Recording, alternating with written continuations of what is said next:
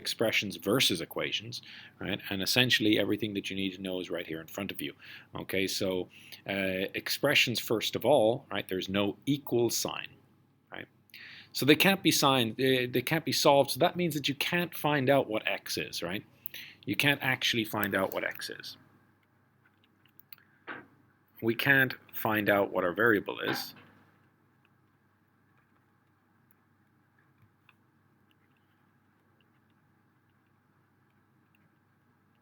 Right? But of course we can use it to plug in a value for the variable to solve a problem. Okay. Equations, on the other hand, because we have an equal sign, it means that we can isolate that variable. We can isolate the variable.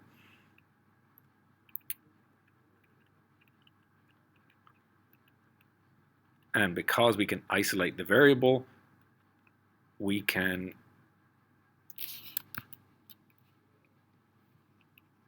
solve for that variable. Right? Choosing my words very carefully there. Obviously, the variable won't always be x, and we might choose, we might have multiple variables, and we solve variables in terms of other variables. But that's later down the road. Okay, so let's take a look at what it means to solve an equation. So here's an example right here. We want to know what is number x in this equation. We've got x plus 10 equals 15. Well, just through intuition, you know that 5 plus 10 equals 15. And based on that, you're telling yourself, well, okay, therefore x must be equal to 5, and you would be right. That's not how we would actually solve it, but in a simple problem like this, you could figure it out quite easily because you just know your addition rules. Okay. The key idea, though, is that we're going to use what we call inverse operations, right? Basically, what we're going to do is we're going to do the opposite of what's happening to the variable on both sides of the equation to keep it balanced. Think about a balance beam, right? If you've got a balance beam, okay, and I'm not going to draw it very well, I'm sure. And let's say you put a ton of bricks on this side, right? So there's a ton of bricks, right? I can't draw bricks very well. Oh, there we go. That's actually working out quite nicely, right? So ton of bricks.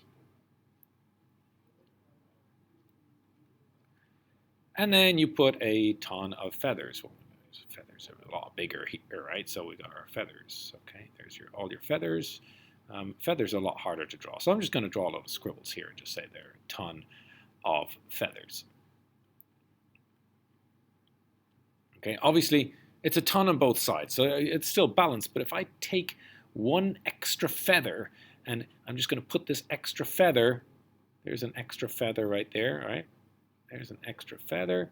And I'm going to put this extra feather and put it on top of the ton of bricks. All of a sudden, my balance beam goes down like this. Okay? So this is the extra feather.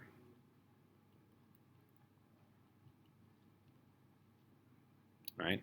There's a problem with that. I can't leave it like that. So if I want to maintain the balance, I must put an equal feather on the other side to balance it out. An equally weighted feather.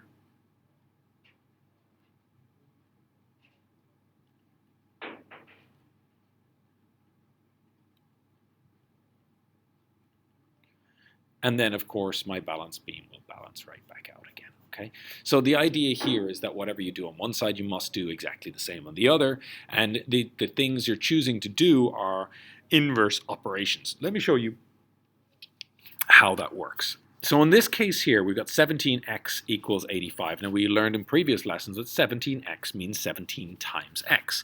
So what we have here is we've got 17 multiplied times x is equal to 85. Okay, so in order to get rid of this 17 to solve for x, we're going to use an inverse operation. The inverse operation, or the opposite operation of multiplication, is division. So we're going to divide this whole thing by just the 17. Be careful, you can't divide by the x. If you divide it also by the x, then you'd just be making 1, right? The only thing that you actually want to cancel out is you want to cancel out the 17. So that's going to cancel these out. And because we did that on the left-hand side, we must also do it on the right-hand side. And we get ourselves a wonderful solution right there. I'm not even going to bother solving it any further, but x equals to 85 over 17, whatever that might be. Okay. Of course, you can use a calculator to work that out if you so choose. But I'm happy with having a fraction. I am very happy that I've actually solved something for x. It's really nice. Now, so the inverse operation of multiplication is division, right? So that's multiplication. So this here is division.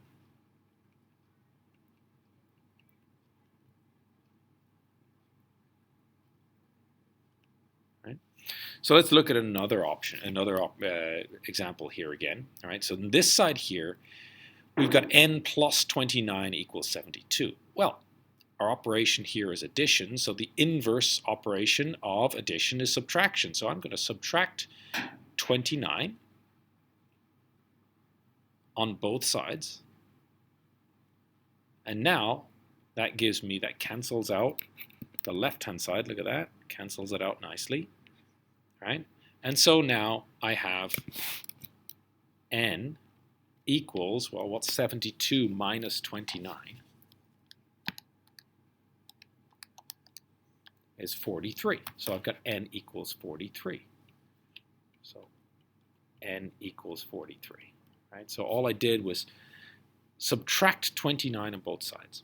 Right? So that's multiplication, n versus division, addition, n versus subtraction, right? Look at this one. Here's division, right? The inverse of division, we already talked about that. If the inverse of multiplication is division, then the inverse of division is multiplication.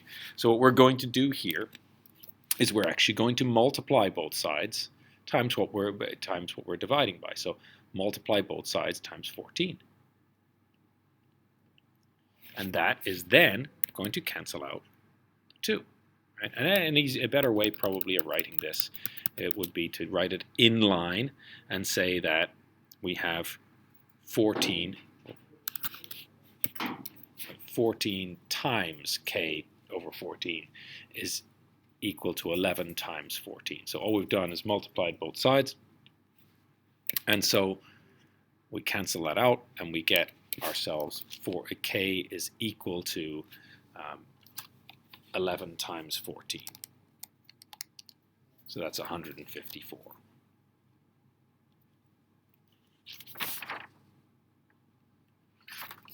Okay. Here's again the inverse of addition is subtraction. So the inverse of subtraction is addition. And so all we're doing here is we're going to add 3 to both sides. And that's going to cancel out the 3's for us, which is what we're looking for. And so B is, oh, wrong color. B here is equal to 10. Right? So hopefully that gives you a general idea of inverse operations. We're going to look at a few more examples. I've got a lot of classwork for you today. All right, there's a lot of classwork for you today. So what I'm going to do is I'm going to do one example out of each heading, and then let you loose on the rest. And if you have any questions, you can let me know. So let's take a look. So the first thing here is watching out for negatives, right? That don't change the process, but you just have to be careful, all right? In this case here, a few examples real quick. This one here, we're just dividing by negative 17. Same example as before, right? We just changed the sign, right? So our x is equal to negative 85 over 17, whatever that might be. It just changes the sign. This one here, we've got a negative here. If we're going to subtract 29 from both sides, right? We've got negative 72 minus 29. Just be careful with that. This one here, we're going to multiply times negative 14, right? Which means that we're going to multiply times negative 14 here, and it's going to change the sign for you, okay? And this one here, we're going to add 3, but we already have a negative 7 here, so adding 3 is actually going to make that and -4. So you just have to watch out for your negatives, okay? So be careful on that. I've just started those problems for you. I'm sure you can continue them yourself. All right, a few more examples. So we move on to two-step equations at that point, at the next point. So this is kind of where things start to get a little bit trickier. So with the two-step equations, which we'll cover more in depth tomorrow, right?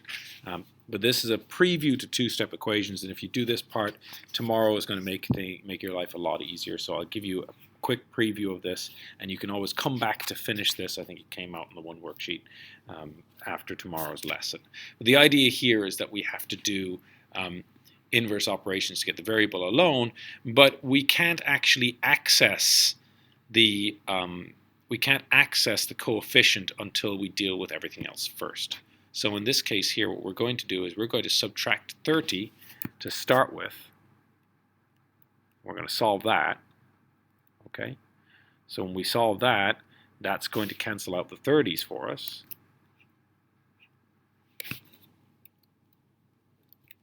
Right, so we get equals 42, so we get 2x equals 42, and then we can divide it, then in a separate simplification we can divide by 2 so that we can cancel out those 2's.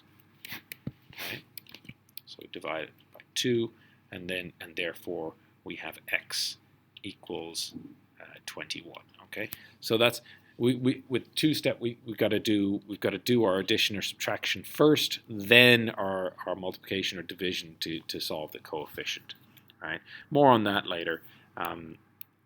We're going to do more two-step equations tomorrow. Okay, division is the same idea. We use the inverse operations to solve with division. There's a few. These two examples are two I'd like to highlight. Right.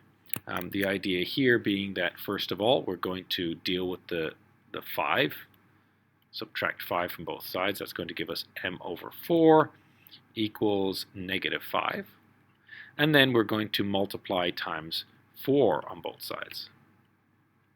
And you see what happens there is m is equal to -5 times 4 is -20, right? This one here is a little bit trickier because we can't access this subtraction without first dealing with this division. So we're going to first of all multiply times 8 on both sides, right? That's going to cancel out the 8's. So let me show you that that's canceling out the 8's, right? And therefore now we have x minus 7 equals 8, and we can now add 7 to both sides, giving us x equals 15, right? So a couple of things to be mindful of right there, and